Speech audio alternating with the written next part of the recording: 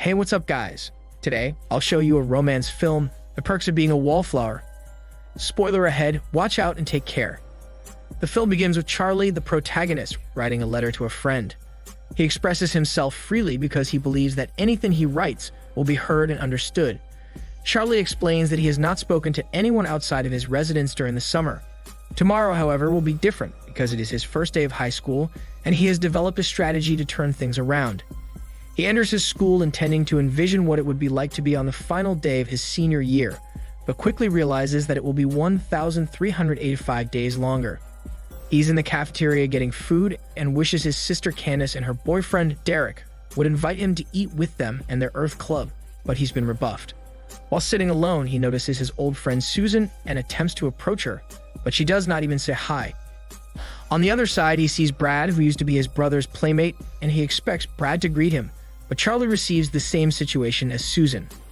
On the bright side, a senior student, Patrick, rises in front of the class impersonating their teacher, but is later on caught. Charlie supports it because Patrick's goal is to entertain new pupils to make them feel welcome. Mr. Anderson, their teacher, asks a question, but no one can answer right.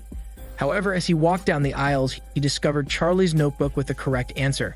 The recitation continues, but no one can respond except Charlie, writing his answers in his notebook. Mr. Anderson attempts to urge him to raise his hand during recitation at the end of their class by asking it, and he informs Charlie that he was aware of his difficult situation last year. A senior destroys his book as he walks home.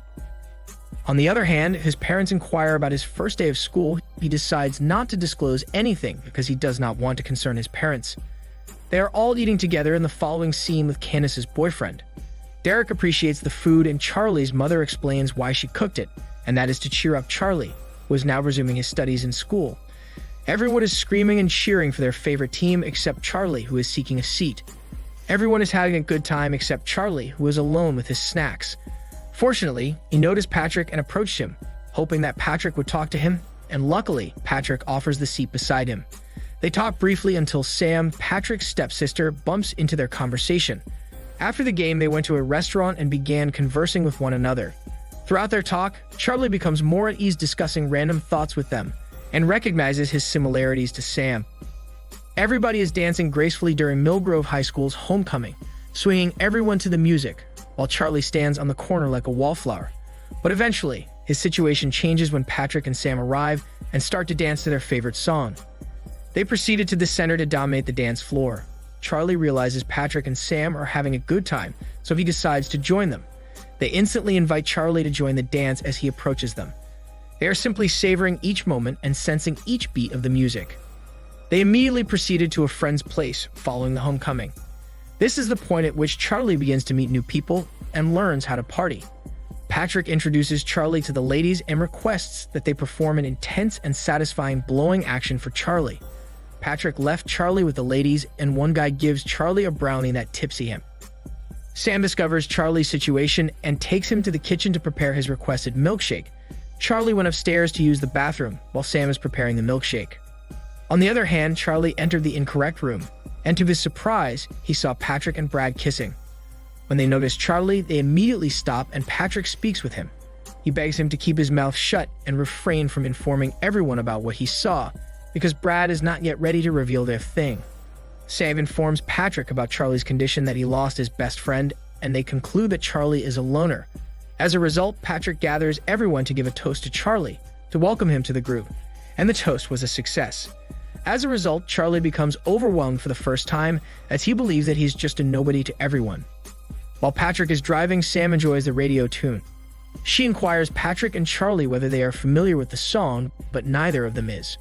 As Sam savors each word and rhythm of the music, she tells Patrick that now is the ideal time to enter the tunnel. When they reached the tunnel, Sam stepped out the back of the window and stood, raising her two hands, embracing the air and music. Charlie observes Sam and finds him to be quite amusing. Patrick notices that Charlie is acting strangely and asks, to which Charlie responds that he feels infinite. The following day, Charlie writes to update his friend.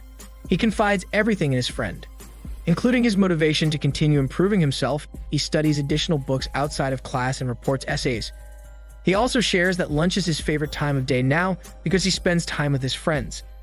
He gradually discloses information about his friends' interests, personalities, and so forth. He also discusses how Patrick and Brad met. It's awful because Brad used to get drunk first before they went out to have fun, and would tell Patrick he was wasted and couldn't remember anything, and it lasted for 7 months. However, Brad eventually confessed his love for Patrick, but regardless of what Patrick does to improve their relationship, Brad will always claim that his father will kill him and send him to hell. Charlie even asks Patrick if he is still sad about their situation, to which Patrick responds that he is not, as Brad does not need to be drunk to confess his love for him. And finally, Charlie confesses his feelings about Sam. On stage, Sam and Patrick perform. At this point, Patrick is the night's star, but Sam continues to capture Charlie's heart, regardless of how magnificent Patrick's performance is. Sam is the apple of his eye. His attention is constantly drawn to Sam's every move, and he appreciates every act Sam performs. They purposefully discuss their SAT scores during their hangout. While some are incredibly proud of their accomplishments, others are not. Sam did not make it and intended to redouble her efforts to gain access to Penn State's main campus. Charlie consoles Sam at this hour and offers her time and effort to assist her in preparing for her upcoming examinations. Amid their conversation, Charlie hands Sam the tape that he personalized, and Sam appreciates it as she prefers everything on the list. Following Charlie's class, he asks his teacher, "Why do nice people date the wrong people?" To which his teacher responds, "We accept the love we believe we deserve." After hearing Mr. Anderson's response, he chuckles and exits. Sam silently looks at Charlie's table in the following scene, but Charlie chooses to hide and allows Sam to approach her first. Charlie is a timid person. When Sam finally sees Charlie, they didn't speak much and immediately began their review, which eventually became routine. Charlie asks his father for $30, but to his surprise, his father gives him $50 to purchase presents for his Secret Santa. Also, Sam finally achieves her dream to be in Penn State main campus. They begin opening their gifts in the evening, and guess who gave them to them? At this point, Charlie receives a full suit attire, and his Secret Santa writes a letter instructing him to dress it during the night. After a while, Charlie dresses up the suit, and everyone is astonished by how stunning Charlie looks in his outfit. Sam then invites Charlie to her room. Charlie is astonished by the interior design. While Charlie is admiring the aesthetics of her room, he notices a present, which Sam informs him that it is her gift to him. Charlie is truly taken aback. He can't believe anyone would mind buying him a gift, but Sam argues that he deserves it for all his efforts to assist her in passing the exams. Charlie is still in awe of his present, while Sam sits on her bed and begins to share her past experiences. Charlie listens intently to every word Sam says, and Sam randomly asks Charlie if he has ever been kissed. He did not lie, and Sam explains her relationship with Craig and informs him that they will temporarily remove it, because Sam wants Charlie to receive his first kiss from someone who truly loves him. They kissed and exchanged words of their love to each other. It is Christmas Eve and Charlie's birthday. His brother, to his surprise, returned home to celebrate the holiday. Charlie courageously confesses his feelings to Sam while his brother is eating alone. His brother is overjoyed and encourages him about his plans. Charlie stepped outside and recalled his previous memories, particularly how his Aunt Helen died. He notices how romantic Sam and Craig are together at a party and is a little jealous about it, prompting him to go out and shovel the snow. As a result of that scenario, Charlie begins to see things again, including his Aunt Helen's death and some negative insights from his experiences. Later, he discovers that he passes out of the location where he shovels snow. Mary Elizabeth worriedly announces that Craig couldn't come and needs to have the proxy to play his role at the Hollywood Theater. Luckily, Charlie is there to take over Craig's role. Everyone seems to be enjoying the show, most especially for Charlie, because he gets the opportunity to enjoy his role, as Sam has to act a seductive dance for the part of Charlie. He should have thanked Craig for not coming to the show. Mary Elizabeth immediately asks Charlie if he is familiar with Sadie Hawkins' dance, and Charlie says yes. For Mary Elizabeth, this dance is boring, but she wants to experience it, because this year will be her last year, so she invites Charlie if he could be her partner. Luckily, Charlie gets delighted about this opportunity. The night is so great for both of them. However, Sam is lonely because Craig did not make it. When Charlie figured it out, he went immediately and consoled Sam. After the dance, they went to the house of Mary Elizabeth. The ambience is excellent. She plays an acoustic rock song. She turns on the chimney and gives Charlie a bottle of wine. They are alone in the house, and Mary Elizabeth tries to turn on the heat with Charlie, and eventually, Charlie starts to undress her and begin the activity of pleasure. Still, during their kissing, Charlie seems to appear Sam in his sight, and to their surprise, they hear the car of Mary Elizabeth's parents and hurriedly fix themselves. Their relationship went on and on. Mary Elizabeth seems to enjoy their thing contrary to how Charlie feels. He shares how it upsets him when Mary Elizabeth tries to tell her many stories that he doesn't mind at all, but most especially, he is tired of touching her boobs on and on. At the school, Patrick receives bullying treatment from his classmates to the point that a guy placed his foot on the pathway, making Patrick fall to the ground. Patrick went to Brad and asked if he will do something, but Brad denies him until he calls him a faggot. Patrick didn't like what he hears and runs furiously to smack Brad.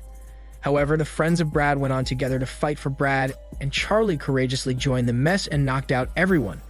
The students who are there were all surprised to witness Charlie's hidden ability. Charlie went out of his school, and while on his way, he sees Sam. Charlie went his way to her, and Sam compliments and emphasized what he did for his brother, and it ends with a good result. They are now friends again. Patrick and Charlie went somewhere and had a chit-chat over a place where they could spend alone. Patrick vents everything to Charlie and intentionally kisses him, but immediately apologies. It is a good day for everyone as they are about to finish their last day in school. They celebrate each other's victories because they get into their dream school, most especially for Sam.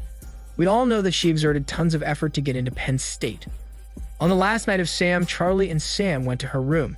They talk and Sam confronts Charlie about why he did not pursue her.